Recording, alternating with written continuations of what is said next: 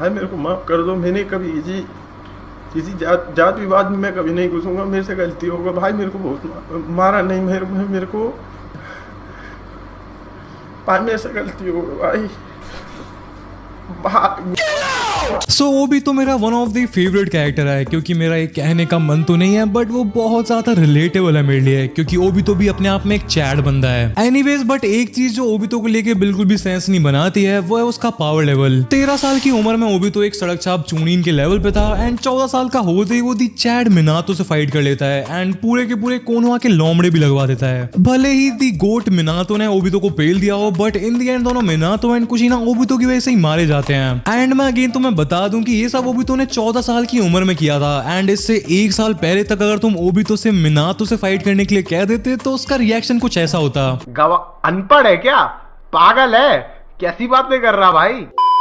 ऐसा नहीं है कि हमने ओबितो से ज्यादा क्रेजी पावर अप्स कभी देखे ही नहीं है। वॉर आर्क में जैसे ही सास्के को उसके रेनेगान एंड नारुतो को सेज ऑफ सिक्स पाथ का चक्रा मिलता है, उनकी पावर कई गुना बढ़ जाती है एंड ये पूरा का पूरा पावर जंप कुछ ही मिनट्स के अंदर होता है। बट दोनों सास्के एंड नारुतो के केस में उनका पिछले वाला वर्जन भी बहुत ज्यादा पावरफुल एंड स्किल्ड था एंड इस पॉइंट तक उनको आदत पड़ चुकी थी पावर अप्स को हैंडल करने की, एज इस टाइम तक दोनों नारुतो एंड सास्के को ना जाने कितने सारे पावर अप्स ऑलरेडी मिल चुके थे। वहीं दूसरी तरफ 13 साल वाला ओबितो बिल्कुल लप्पू सा था। इवन वो वैली ऑफ द एंड वाले नारुतो एंड सास्के दोनों से बहुत ज्यादा वीक था, जो कि उस टाइम पर दोनों 13 साल के ही थे। अगर तुम 13 साल वाले ओबितो की 13 साल वाले नारुतो या सास्के से फाइट करवाओगे तो भाई वो उसे रगड़ रगड़ के मारेंगे। वहीं फिर जैसे ही ओबितो 14 साल का होता है उसका पावर लेवल सीधा कागे लेवल पर पहुंच जाता है। पर अब तुम पूछ सकते हो कि भाई तेरे को कैसे पता कि जब ओबितो ने मिनातो से फाइट की थी वो 14 साल का ही था। भाई लोग आई एम सॉरी, मैंने आज तक तुम्हें बताया नहीं कि ओबितो ने मेरे को अपनी बर्थडे पार्टी में बुलाया था, जहां पर बुढ़ऊ मादरा ने हमें कथकली करके दिखाया था एंड इसी कथकली jutsu का यूज करके मादरा ने हाशिरामा को अपने वश में कर रखा था। एंड एक दिन जब तोबिरामा ने हाशिरामा को अपना ब्रेक डांस करके दिखाया तब हाशिरामा मादरा के गेंजुत्सु से बाहर आ गया था। एंड इसके बाद का तो तुम्हें पता ही है, मादरा एंड हाशिरामा की लड़ाई हो गई एंड बेचारे मादरा को विलेज को छोड़ के जाना पड़ा। बट मेरे को पता है कि तुम लोग मेरी स्टोरी पे बिलीव नहीं करोगे, जो कि तुम्हें करना चाहिए, बट तब भी मैं तुम्हें मैच करके समझा देता हूँ। सो हम सबको पता है कि LHS equals to RHS। I mean हम सबको पता है कि ककाशी एंड ओबितो की एज ऑलमोस्ट सेम है। एंड जब नारुतो एनिमे स्टार्ट हुआ था तब नारुतो ऑलमोस्ट 12 साल का निब्बा था and the chad Kakashi sensei 26 साल के थे। ऑल्सो ओबितो ने अपना पूरा का पूरा कांड उस दिन किया था जब नारुतो पैदा हुआ था। इसीलिए अगर तुम 26 में से 12 को माइनस करोगे तो तुम्हें ओबितो की एज पता चल जाएगी, जो कि मेरी कैलकुलेशन के हिसाब से 12 बैटरी है। तुम एक काम करो, IAS की तैयारी छोड़ दो।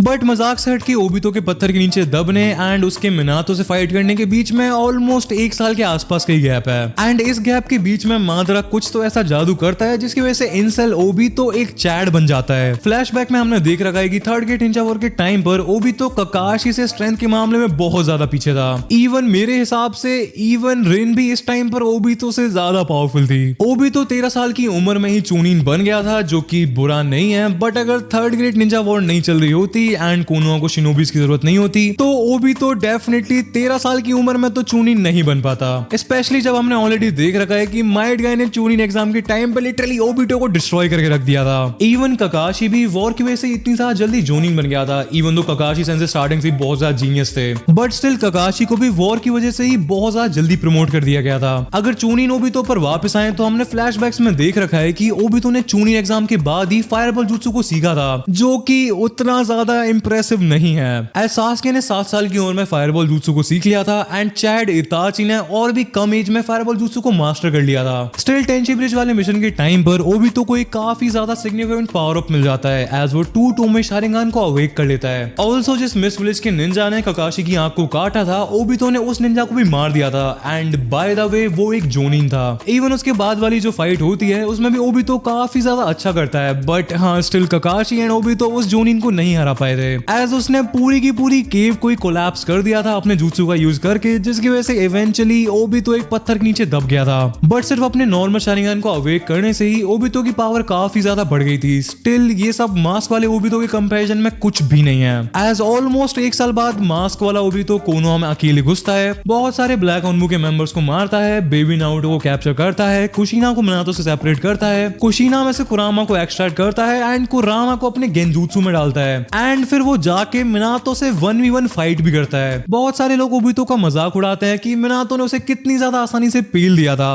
बट ऐसा नहीं है bro. First of all Minato अपने आप में एक जीनियस एंड पावर हाउस है। इवन कागेस की स्केल में भी मिनातो बहुत ऊपर आता है। लिटरली उसने राइकागे एंड किलर बी को एक साथ हरा रखा है। सो आई डोंट थिंक सो कि 14 साल की उम्र में मिनातो से हारना कोई भी शर्म वाली बात है। स्टिल मिनातो ने ओबितो को बिना किसी डिफिकल्टी के नहीं हराया था। ओबितो ने ऑलमोस्ट मिनातो को अपनी कामुई डायमेंशन में भेज दिया था। वो तो मिनातो बहुत ज्यादा फास्ट है इसलिए वो बच गया था। ऑल्सो ककाशी के बाद मिनातो ही ओबितो के सबसे ज्यादा क्लोज था। स्टिल उससे फाइट करते टाइम मिनातो के दिमाग में एक बार भी ये थॉट नहीं आया कि ये मास वाला बंदा ओबितो हो सकता है, जबकि मिनातो एक जीनियस था एंड वो ओबितो को बहुत ज्यादा अच्छे से जानता भी था। एंड ये सब तो छोड़ो, ओबितो से फाइट करने के बाद मिनातो को लगता है कि वो मादरा उचिया से फाइट कर रहा था। फोर्थ ग्रेड निंजा वॉर से पहले तक कोनोहा में बच्चों को मादरा की स्टोरी सुनाई जाती थी। वो एक लेजेंडरी निंजा था एंड मिनातो को ये लगना कि वो मादरा से फाइट कर रहा था, इससे ये प्रूव हो जाता है कि 14 साल वाला ओबितो कोई निब्बा नहीं था एंड वो बहुत ज्यादा पावरफुल था। इवन मिनातो के अलावा मेरे को नहीं लगता है कि कोई भी और निंजा ओबितो को हरा भी पाता। मे बी फुगाकू हरा सकता था एंड थोड़े बहुत चांसेस हमारे बुड़ो हिरुजन के भी थे आई गेस। सो मैंने तुम्हें प्रूव कर दिया है कि 14 साल वाला ओबितो कितना ज्यादा पावरफुल था, बट इससे ज्यादा जरूरी ये जानना है कि वो इतना ज्यादा पावरफुल हुआ कैसे।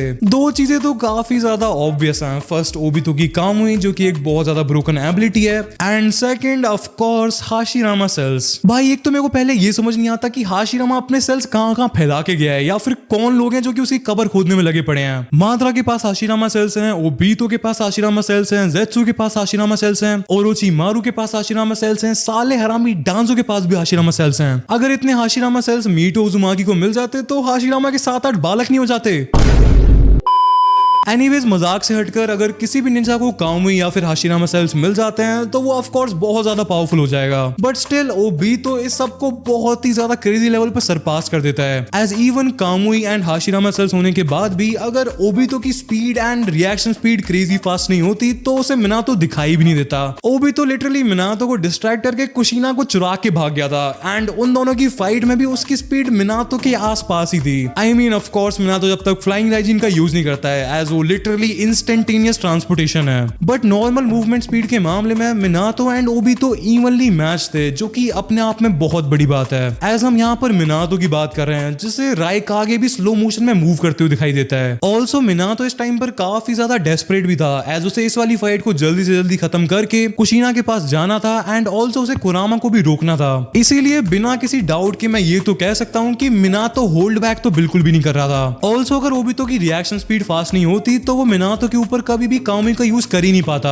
एज उसे मिनातो अपनी तरफ आते हुए दिखता ही नहीं एंड जिससे पहले ओबितो को कुछ भी समझ में आ पाता मिनातो उसमें रास्टिंगन मार के वहां से जा भी चुका होता and Obito on the spot ही मारा जाता। बट ऐसा कुछ भी नहीं हुआ एज ओबितो की रिएक्शन स्पीड बहुत ही ज्यादा क्रेजी लेवल पर थी। बट सवाल यह है कि एक साल के अंदर ऐसा क्या हो गया जिसकी वजह से ओबितो इतना ज्यादा पावरफुल बन गया। वेल स्टार्टिंग से ही ओबितो का ड्रीम होकागे बनने का था, बट वो मोस्टली अपने आप से डिसअपॉइंटेड ही रहता था एज ककाशी उसी की एज का था, बट वो हर चीज में उससे बेटर था। इवन जिस लड़की को बहुत ज्यादा पसंद करता था वो भी इवेंचुअली ककाशी को ही लाइक करती थी। इस सब की वजह से ओबितो हमेशा सेल्फ डाउट में रहता था। उसे इवन ये भी समझ में नहीं आ रहा था कि माद्रा ने उस जैसे बंदे को अपने प्लान के लिए क्यों सेलेक्ट किया है। बट ये सब चेंज हो जाता है जब ओबितो ककाशी एंड रिन को मिस विलेज के निंजा से बचाने के लिए जाता है। उसकी आंखों के सामने ही उसके बेस्ट फ्रेंड ने उसे मार दिया था जिसे वो सबसे ज्यादा प्यार करता था। इवन सपोजिटली मरने से पहले भी ओबितो ने ककाशी से प्रॉमिस करने को कहा था कि वो हमेशा रिन को प्रोटेक्ट करेगा, जो कि ऑफ कोर्स ककाशी नहीं कर पाया। एंड इसी मोमेंट पर ओबितो की मांगी शारिंगान अवेक हो जाती है एंड सब कुछ हमेशा के लिए चेंज हो जाता है। ओबितो जो कि एक बहुत ही ज्यादा काइंड हार्टेड एंड एक ऐसा बंदा था जो कि सबको प्रोटेक्ट करना चाहता था, वो इस पॉइंट से कंप्लीटली डार्कनेस की तरफ चला जाता है। ऑल्सो एज ओबितो की मांगी शारिंगान अवेक हो गई थी जिसकी वजह से उसे कामुई मिल गई थी, जो कि one of the most crazy ability है नारुतो एनिमे की। बट इसी मोमेंट पर एक और बहुत ही ज्यादा स्पेशल चीज भी होती है। तोबिरामा जब मांगी शारिंगान को एक्सप्लेन कर रहा था तब उसने बताया था कि उचिया जब भी मांगी शारिंगान को अवेक करते हैं उनके ब्रेन में एक बहुत ही ज्यादा स्पेशल टाइप का चाक्रा रिलीज होता है जो कि लिटरली उनके दिमाग में क्रिएट होता है उनके इमोशंस की वजह से। इसलिए जब भी एक उचिया मांगी शारिंगान को अवेक करता है उसे क्रेजी एबिलिटीज तो मिलती ही हैं, बट ऑल्सो उसकी स्ट्रेंथ एंड स्पीड वगैरह भी सिग्निफिकेंटली इंक्रीज हो जाती है। इसीलिए जब ओबितो अपनी आंखों के सामने रिन को मरते हुए देखता है वो भी ककाशी के हाथों, तब उसके इमोशंस मोशंस इतने ज्यादा इंटेंस थे कि उसकी स्ट्रेंथ एंड स्पीड वगैरह कुछ ही सेकंड्स में कई गुना बढ़ जाती है। एंड ये चीज हमने एनिमे में देख भी रखी है। ओबितो मिसरेज के सारे ऑनबूस को रगड़ देता है। उस फाइट में ऑफ कोर्स ओबितो की मदद उसकी कामुई ने की थी, बट स्टिल उसकी स्पीड एंड उसकी पावर बहुत ही ज्यादा बढ़ चुकी थी। मेरे हिसाब से अगर ओबितो की आंखों के सामने ककाशी मरता या फिर रिन किसी और के हाथों मरती तो ओबितो की मांगी शारिंगान तो अवेक हो जाती, बट उसकी स्पीड एंड स्ट्रेंथ इस लेवल पर इंक्रीज नहीं होती। जैसे ही ओबितो की मांगी शारिंगान अवेक होती है, वो सारे के सारे ऑनबू मेंबर्स को ब्लिट्स करके रख देता है एंड इवन वो वुड रिलीज को भी यूज करना सीख जाता है, ऑफ कोर्स हाशिरामा सेल्स की वजह से। सो इससे हम इस कंक्लूजन पे पहुंच सकते हैं कि ओबितो के अंदर स्टार्टिंग से बहुत ज्यादा पोटेंशियल था, बट ना ही उसने कभी अपने पोटेंशियल को रियलाइज किया, ना ही उसके आसपास वाले लोगों ने। बट जैसे ही ओबितो ने अपनी मांगी शारिंगान को अवेक किया, उसने अपनी हिडन पोटेंशियल को भी अवेक कर लिया।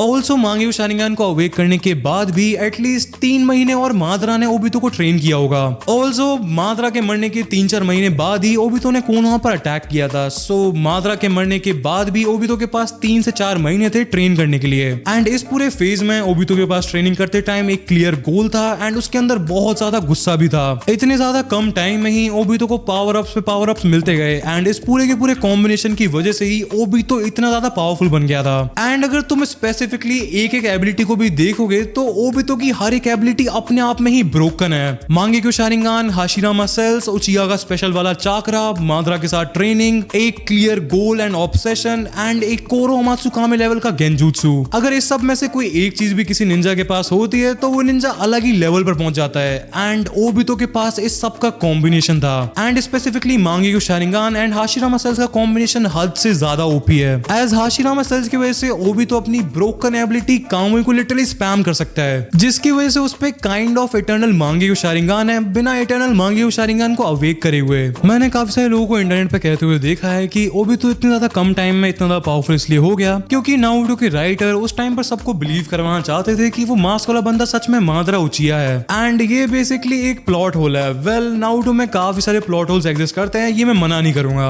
इवन मैं उन प्लॉट होल्स पर वीडियो भी बनाऊंगा, बट ये स्पेसिफिकली एक प्लॉट होल नहीं है। ओबितो को जिस हिसाब से 1 साल में ट्रेनिंग एंड बफ्स वगैरह मिले हैं, उसका इतना ज्यादा ओवर पावर्ड होना काफी ज्यादा इजीली सेंस बनाता है। भाई ओबितो लिटरली अकेला ऐसा कैरेक्टर है जिसे मादरा ने पर्सनली ट्रेन किया है, तो मुझसे वीक होना कैसे एक्सपेक्ट कर सकते हो। ओबितो अगर चाहता तो नारुतो शिपुडेन स्टार्ट होने से पहले ही सारे के सारे टेल्ड बीस्ट को कैप्चर कर सकता था। लाइक उसे कौन ही रोक सकता था भाई। उस टाइम पर वो आराम से जिंजुरी के पीछे टेलीपोर्ट होकर उन्हें कामुई डायमेंशन में भेज सकता था। मादरा के रीइंकार्नेट होने से पहले ओबितो पूरे नारुतो यूनिवर्स का सबसे ज्यादा पावरफुल कैरेक्टर था। एंड रही बात कि ओबितो ने ऐसा करा क्यों नहीं, वेल इसके पीछे का रीजन काफी ज्यादा सिंपल है। वो पूरे टाइम नागातो को मैनिपुलेट कर रहा था ताकि टाइम आने पर नागातो अपनी लाइफ को सैक्रिफाइस करके मादरा को रिवाइव कर दे, बट ऐसा कुछ भी नहीं हुआ थैंक्स टू नारुतो का टोकनो जुत्सु। एंड लास्टली तुम्हारे दिमाग में ये सवाल आ रहा होगा कि ओबितो चलो बाकी जिंजुरी की इसके पीछे इसलिए नहीं गया क्योंकि उसको अपना आकात्सुकी वाला ड्रामा करना था नागातो को मैनिपुलेट करने के लिए, बट वो कभी भी नारुतो के पीछे क्यों नहीं गया नाइन टेल्स को एक्सट्रैक्ट करने के लिए, एज उसको पता था कि वो जितना ज्यादा वेट करेगा नारुतो उतना ज्यादा पावरफुल होता जाएगा।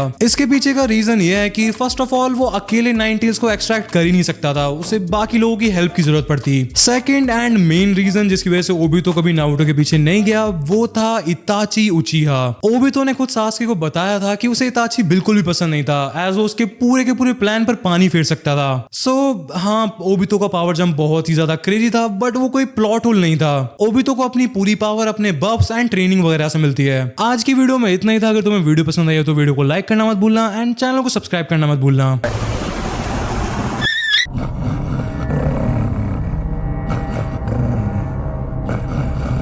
नमस्कार दोस्तों। मैंने खाना पीना छोड़ मिक्सिंग यूट्यूब से ही सीखा, 2-3 लोगों का आभारी हूँ जो देते रहे साथ। बंदी गाड़ी घोड़ा मुझ पे फेमस होने के बाद आया, लेकिन 11 साल की उम्र से मैं पढ़ रहा कितने साल। एस्ट्रो वर्ल्ड मेरे जहन की आवाज बनी, उसके बाद एस्ट्रॉइड सीने का मल्लार बनी। राइट मेरी जंग अपने आप से थी हार बनी, उसके बाद कुल से इंस्पायर्ड होके मारी मैंने वापसी। देख कौन आया वापस।